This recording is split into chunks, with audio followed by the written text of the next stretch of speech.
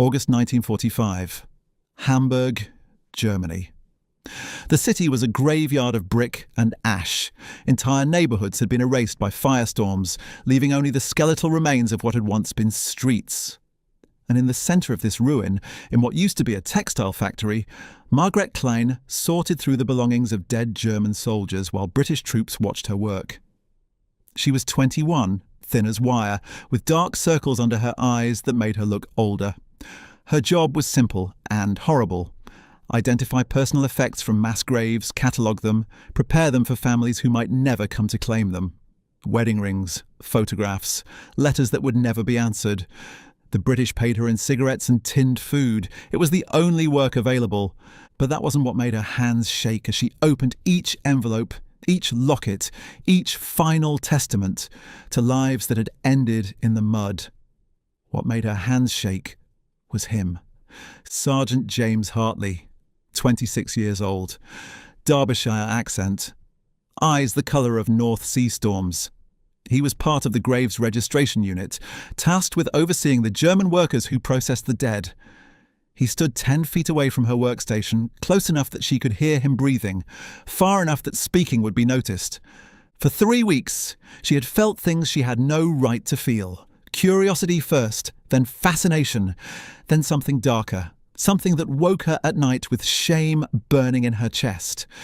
Because when he looked at her, really looked at her, not through her or past her the way most British soldiers did, but at her, she felt seen for the first time since the war ended. And she hated herself for wanting it. The other German girls who worked in the sorting room had noticed. They whispered when she passed. Margaret and her British shadow. The sergeant's pet. One girl, bitter and sharp-tongued, had said it plainly. You look at him like he's a man, not an enemy, like you've forgotten what they did to us. But Margaret hadn't forgotten. She remembered the bombs, the firestorms, the night her apartment building collapsed and she pulled her mother's body from the rubble. She remembered everything. That was the problem. Because when she looked at James Hartley, she didn't see a bomber pilot, or an enemy soldier, or the faceless British who had destroyed her city. She saw a man who closed his eyes when he opened boxes containing children's toys, who spoke softly to the German workers when others barked orders, who had just yesterday slipped an extra tin of condensed milk into her ration bag when he thought no one was watching. And every kindness made the shame worse, because wanting kindness from the enemy felt like betrayal. Wanting more than kindness felt like something she didn't have a word for. The sorting room was silent except for the scratch of pencils on inventory sheets and the distant rumble of demolition crews. Margaret opened another envelope. Inside was a photograph of a German soldier with his arm around a young woman, both smiling. Both dead now, probably. She recorded it mechanically. Item 4, A7. Photograph, couple, unidentified. You all right? James's voice, quiet, meant only for her. She didn't look up. Yes, Sergeant. You've been working 6 hours straight. Take a break. I'm fine. That's an order, not a suggestion. She finally looked at him. His expression was concern, not commanding. And there was something else there too, something that mirrored what she felt. Recognition. The understanding that they were both trapped in roles neither had chosen, playing parts in a story that had no good ending. 5 minutes, she said, standing. Her legs were unsteady from sitting too long. Outside the factory, the August sun was brutal. The ruins absorbed heat and radiated it back, turning Hamburg into an oven. She leaned against a wall, closing her eyes, trying not to think about anything. Here. James appeared beside her, holding a canteen. Drink. She took it, the metal warm against her lips. The water was clean, cold, impossibly precious. She drank deeply, then handed it back, careful not to let their fingers touch. Thank you. You don't have to thank me for basic decency. Don't I? She looked at him directly for the first time. You're British. I'm German. Everything between us is negotiated, even water. He was quiet for a moment. Is that what you think?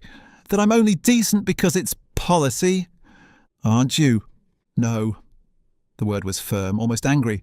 I'm decent because you're a human being sorting through hell for scraps of food. Because you haven't eaten a full meal in months. Because... He stopped, jaw tight. Because you deserve better than this. The words hung between them, dangerous and impossible to unsay. Margaret felt her pulse quicken. This was the moment she should walk away, go back inside, bury herself in work and silence. But she didn't move. "Why do you care?" she asked, her voice barely above a whisper. "I don't know." He looked away toward the ruins. "I shouldn't. Commander says keep distance. The other lads say you can't trust Germans, that you're all the same. But then I watch you work and you're gentle with the letters like they still matter, like the dead still deserve respect. And I think maybe we got it wrong. All of it. We..." She felt something sharp twist in her chest. "You mean the war?" "I mean everything. The bombs, the killing, the idea that you could destroy a people and call it justice." He turned back to her. "I was at Belsen when we liberated it. I saw what your country did, and I hate it. I hate that it happened, but I don't hate you, and I don't know what to do with that." Margaret felt tears burning behind her eyes. "You think I don't hate it too? You think I don't wake up every morning ashamed to be German? My country committed atrocities. My neighbours cheered for Hitler. My brother died believing we were the master race." Her voice cracked. "But I'm still here, still alive. Still trying to survive in the ruins we created. And when you look at me like I'm human, like I'm not just the enemy, it makes it worse. Because I don't deserve your kindness. Everyone deserves kindness." "No," she shook her head. "Not us. Not after what we did." He reached out, his hand hovering near her arm, but not quite touching. "Margaret, you didn't do it. You were, 16 when the war started? You're not responsible for Hitler's crimes." "Then why does it feel like I am?" He had no answer. They stood in silence, the weight of history pressing down on them like the ruins that surrounded the city. Finally, a voice called from inside the factory. Another officer, looking for James. "I have to go," he said. "I know." He hesitated, then did something reckless. He pressed a folded piece of paper into her hand. "My billet address. If you ever need anything, food, help, just if you need anything." Before she could respond, he was gone. She stood alone in the heat, staring at the paper in her palm. It was more than an address. It was an invitation. An acknowledgement that something existed between them, something that had no name and no place in the occupied Germany of 1945. She should have thrown it away. Instead, she folded it smaller and tucked it into her shoe where it pressed against her heel with every step back inside. That night, lying on her cot in the women's barracks, she felt things she shouldn't. Not just attraction, though. That was there too. But hope. The dangerous, impossible hope that maybe kindness wasn't weakness. That maybe the enemy could be more than an enemy. That maybe, in the ruins of everything, something new could grow. She hated herself for hoping, but she couldn't stop. The following week, Hamburg experienced its first autumn rain. It fell in sheets, turning the ash-covered streets into black rivers. The sorting room flooded and work was suspended while British engineers assessed the damage. Margaret and the other German workers were told to wait in the covered area beside the factory. She sat on a crate, shivering in her thin coat, watching rain hammer the ruins. Around her, the other workers huddled together, sharing cigarettes and bitter jokes about their situation. No one spoke to her anymore. Word had spread that the British sergeant had shown her favouritism. In the cruel arithmetic of occupation, that made her suspect. James found her there, rain dripping from his helmet. "Come on. We're relocating to the church basement until the flood clears." She followed with the others, a wet, miserable procession through streets that had once been neighbourhoods. The church was half destroyed, its roof open to the sky, but the basement was dry and surprisingly intact. British soldiers had set up oil lamps and a field stove. The smell of tea, real tea, filled the air. "Sit," James said, guiding her to a bench. "I'll get you something warm." The other Germans stared. One muttered, "Teacher's pet." Another laughed, the sound harsh. James returned with a tin cup of tea and a biscuit. "Drink this. You're freezing." Her hands shook as she took the cup. The warmth seeped into her palms, almost painful. She hadn't realized how cold she'd been. "Thank you," she whispered. He sat beside her, not close enough to touch, but closer than necessary. "You're shivering. Do you have a proper coat?" "This is my coat." He frowned, then stood and returned moments later with a British Army blanket. "Here." "I can't." "It's just a blanket. Take it." She wrapped it around her shoulders, feeling the coarse wool against her skin. It smelled like British Army soap and tobacco. Around her, the other Germans were watching with expressions that ranged from envy to disgust. That night, when they were finally allowed to leave, one of the German girls cornered Margaret in the darkness outside the church. Her name was Hilda, and she had lost her husband at Stalingrad. "You think he cares about you?" Hilda's voice was venomous. "You think his kindness means something?" "I don't think anything. Liar, I see how you look at him, like a starving dog looks at meat." She stepped closer. "Let me tell you what's really happening. He's bored, you're convenient, and when the British leave, you'll be here with the rest of us, marked as a collaborator. They'll shave your head, maybe worse." "I haven't collaborated with anyone." "You took his blanket, you drank his tea, you smile when he speaks to you." Hilda's expression was cruel. "In a defeated country, that's collaboration enough." Margaret walked away without responding, but the words followed her home. That night she stared at the blanket folded on her cot. She should return it, should put distance between herself and James before the rumours became accusations. But when she wrapped it around herself against the cold, she couldn't bring herself to let go. Because for the first time in months, she felt warm. And feeling warm, feeling cared for, feeling human again, was worth the risk, even if it destroyed her. September arrived with crisp air and the first hints of winter. The sorting work continued, endless and grim. But something had shifted between Margaret and James. They no longer pretended the connection didn't exist. Instead, they navigated it carefully, like soldiers crossing a minefield. He brought her food. She taught him German words, correcting his pronunciation with a teacher's patience. They spoke of small things: weather, work, the difficulty of finding soap. Never the war, never the camps, never the bombs. The past was a wound they both avoided touching. But avoidance has limits. One afternoon, sorting through effects from a gravesite near the Danish border, Margaret found a diary. It belonged to a German soldier, 19 years old, who had written daily entries up until the week he died. She opened it, intending only to record it in the inventory. Instead, she began to read. The entries were ordinary at first: complaints about rations, jokes about officers, letters from home. But then, in March 1945, the tone changed.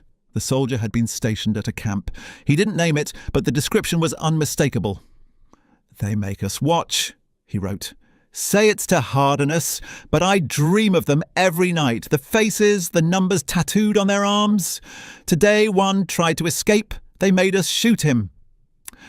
Margaret's hands trembled. She should close the diary, should catalogue it and move on. But she kept reading.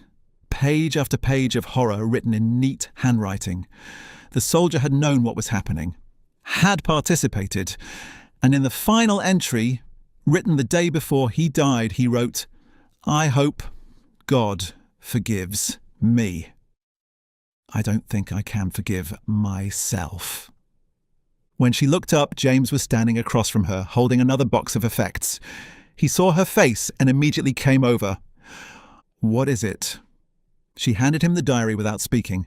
He read it, his expression hardening with each page. When he finished, he set it down carefully, as if it might explode. "This is why I can't hate you," he said finally. "Because you're capable of this." He gestured at the diary. The guilt, the shame, the recognition that what happened was wrong. If you were all monsters, it would be easier. But you're not. You're just people who got swept up in something evil. "Is that supposed to make it better?" Her voice was raw. "That we knew it was wrong and did it anyway?" "No, it makes it worse, but it also means there's hope." He looked at her directly. "Because if you can feel shame, you can change. You can build something different." "Can I?" She felt tears on her cheeks. Or will I always be the girl sorting through dead men's belongings, trying to atone for sins I didn't commit but benefited from? I don't know, he admitted, but I know you're trying, and that matters. That evening, when the workday ended, James asked her to walk with him. It was forbidden, technically. Germans and British weren't supposed to socialise outside official duties, but he didn't care, and neither did she. They walked through the ruins as the sun set, painting the broken city in shades of orange and gold. The destruction looked almost beautiful in that light, as if fire had transformed Hamburg into something ancient and sacred, rather than simply destroyed. "I'm being transferred," James said suddenly. "Back to England. End of the month." Margaret stopped walking. She had known this day would come. British troops were being rotated out as occupation duty became routine. But knowing it and hearing it were different things. "Oh, come with me." The words tumbled out before he could stop them. "I know it's mad, I know it's impossible, but come with me. To England. We'll figure out the rest." She looked at him, this British soldier who had shown her kindness in a country that had shown none to others. "I can't." "Why not?" "Because I'm German. Because your country will hate me. Because I'll spend the rest of my life as the enemy you brought home." She took a breath. "And because I don't deserve to escape. This is my country. My responsibility. If I run away to England with you, I'm just another German who refused to face what we did." "You didn't do anything. I survived while others didn't. That's something." She touched his hand briefly, a fleeting contact. "But thank you for seeing me, for treating me like a person, for making me believe that maybe we're not all beyond redemption." "Margaret." "No, please." She stepped back. "Let me remember you like this. Kind, hopeful. Don't make me choose between you and my conscience. I've already lost too much to this war." He nodded slowly, accepting what he couldn't change. "Will you be all right after I'm gone?" "Eventually." The lie was necessary. "Will you?" "I don't know." He smiled sadly. "But I'll remember the German girl who taught me that enemies are just people we haven't learned to understand yet." They stood in the ruins as darkness fell, two people from opposite sides of a war that had ended but wasn't finished. When they finally parted, she didn't look back. Looking back would make leaving impossible. James Hartley returned to England in October 1945. He married 2 years later, had 3 children, worked in a textile factory in Derby. He never forgot Hamburg or the German girl who had sorted through the dead with gentle hands. Margaret Klein continued working for the occupation authorities until 1947, when the sorting rooms finally closed. She became a teacher, educating a new generation of Germans about what their country had done and why it must never happen again. She never married. When asked why, she would say simply, "I gave my heart to Germany's reconstruction. There wasn't room for anything else." It was partly true, but on cold nights she would pull out an old British Army blanket from the bottom of her wardrobe, wrap it around her shoulders, and remember the brief time when an enemy soldier had made her feel human again. In 1963, she received a letter from England. Inside was a photograph of James with his family and a short note.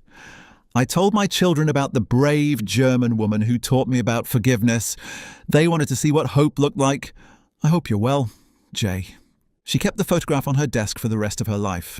On the back she wrote in careful English, "Hope looks like kindness in ruins. It feels like things we shouldn't feel, but couldn't help feeling." It sounds like a British voice saying, "You deserve better.